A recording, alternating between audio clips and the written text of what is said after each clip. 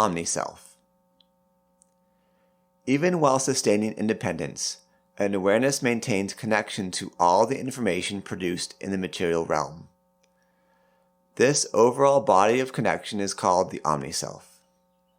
Omniself is not something that was spoken of in the conscious universe, as it was the means of the experience itself.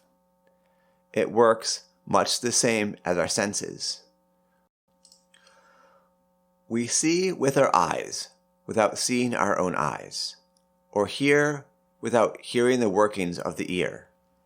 So too does the Omniself allow us to experience the manifest realm in ways we could not otherwise. It is an aspect of the self that is universal. If we have ever had an experience of wide open connection to everything, a remarkably deep connection with another person, or intuition that felt surprising and not from us, we may have experienced our Omniself.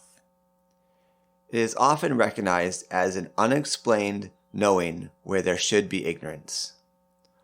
Omniself is not one thing, but many. It can be conceived of as the internet for the manifest realm. In a practical sense, our connection with the Omniself is very limited. We simply don't have the hardware for its wider use. That's a good thing, because a connection to all the unknown beyond our regular senses would both enlighten and overwhelm us. Admittedly, our current understanding of the Omniself is a bit of a catch-all for much of the unexplained phenomena of human experience. With most of the realm beyond our senses, some category like this is to be expected. Even so, we can gather some general principles about how it works. For thousands of years, humans have been connecting to the Omniself in the quiet spaces of the mind. Practices of active inner listening are found around the world, often in the form of meditation or religious expression. How the Omniself manifests itself is always culturally driven. The mind will only receive what it thinks is possible or have some experience with. Extreme spiritual experiences can be at the edge of what we can perceive and then be hard to put into words. In contrast, we can reduce our connection with the Omniself when we knowingly violate Om, the unity of all things. Generally, the Omniself becomes harder to connect with as if we steal, lie, or knowingly self-deceive, or any number of similar actions. Broadly speaking, Omniself seems to have three categories of extrasensory perception, intuition, and magic. With extrasensory perception, we have direct experience that involves things occurring outside our standard set of senses. This may be experiences with energy beings, spirits and ghosts, out-of-body experiences, remote viewing, or mother's intuition. With intuition, we experience the ability to understand something without the need for conscious reasoning. This may involve knowing solutions to problems that we have no immediate rational connection to. Many of us live with a strong connection to our intuition. The skill of insight produced by intuition can be cultivated with practice.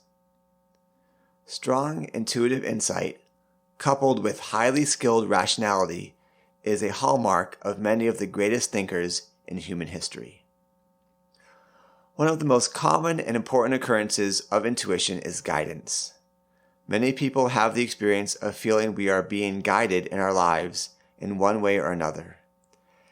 It may be an inner voice, thoughts and feelings that we can learn to cultivate and follow. For some, it's an interaction with an unseen person or people that we have come to trust. It can be a very personal and meaningful interaction with our Omniself. The third category is magic. As defined here, it is where the inner experience causes an effect in the outside world. The specific inner experience we are talking about occurs when consciousness and intention meet, often fueled by a need, desire, or strong emotion. The effect can be made with or without conscious effort. It can be done unskillfully or with skill. It may be of human or other origin. When we observe these effects, they are sometimes called synchronicity. The experience of two or more events that are apparently causally unrelated or unlikely to occur together by chance, yet are experienced as occurring together in a meaningful manner. When we take a more active role, it's sometimes called the law of attraction, the belief that what you put into the world, you will attract back into your life. It's all what we may call magic. We are all a part of the Omniself. Extrasensory perception, intuition, and magic occur in every human culture, although some have greater aptitudes with it than others. As humanity grows in maturity, we will likely become more knowledgeable about the function and component parts of our Omniself. For many, Omniself is infused into our lives in such a way that we do not readily recognize it until it's pointed out. Some of us have connections through the Omniself that are forced into our experience and cannot be ignored. For others, it is intentionally cultivated over a lifetime. The most valuable experience of Omniself is the connection to other beings, especially loved ones. The greatest aspiration we can achieve is to connect with the Supreme. If we learn how to recognize it, the Supreme is present in every experience, a unifying energy that is in every interaction, an inner peace that never fades, and a light that never dims.